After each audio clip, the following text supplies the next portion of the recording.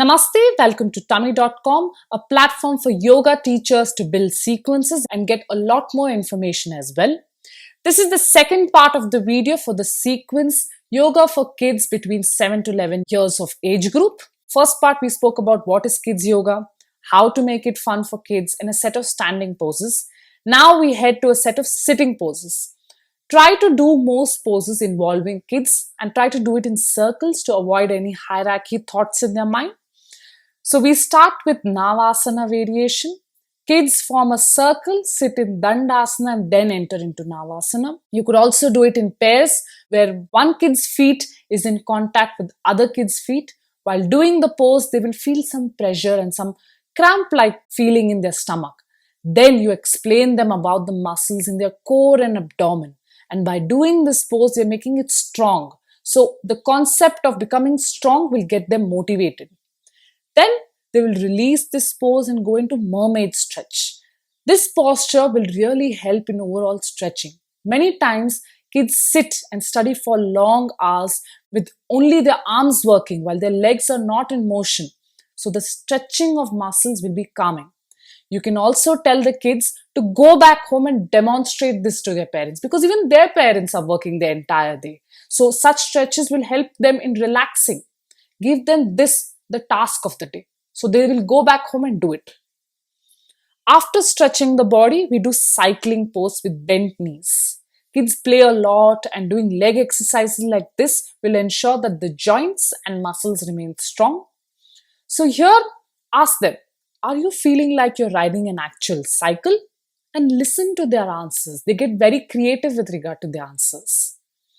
Then lying down here itself, they bring their feet down. Keeping the knees bent, they lift their spine up. And that is the bridge pose. Tell them how spine in the body is like the walls of a house. And we need to keep it strong and firm.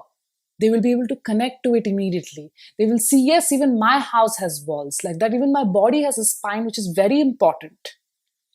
So we added the last 4 poses, not only for it to work on the respective regions, but also to make connection between poses. Like Navasana and mermaid stretch is related to water. Cycling exercise and bridge is also related. So such kind of connection between poses, and when you make stories around it, kids will be interested in listening and it will not be boring for them. From here, they come into Dandasana and go into hero pose and then downward facing hero pose.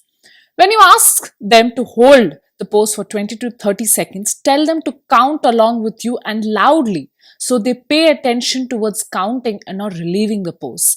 That way, they're doing the pose also and they do not lose their interest. Then from here, they slide onto their abdomen and do rhinoceros pose. Here also the arms are like Garudasana. So kids will surely ask, how is this related to rhinoceros? So tell them about how the horns of a rhinoceros is resembling the interlocked palms of the kids.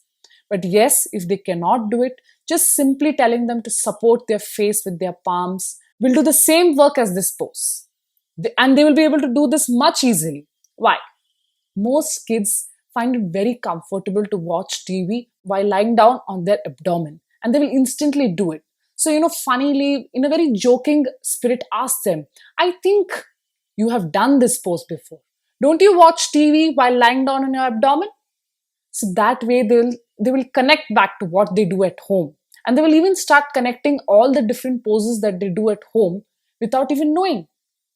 So kids might be quite intimidating when it comes to their questions. So be well prepared of all the possible questions they will ask and keep interesting answers in hand.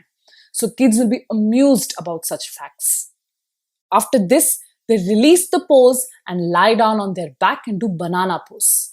This is the last relaxing pose of the sequence. And because we are talking about banana, why not talk about how important food and nutrition is for them? And this is the best chance you get.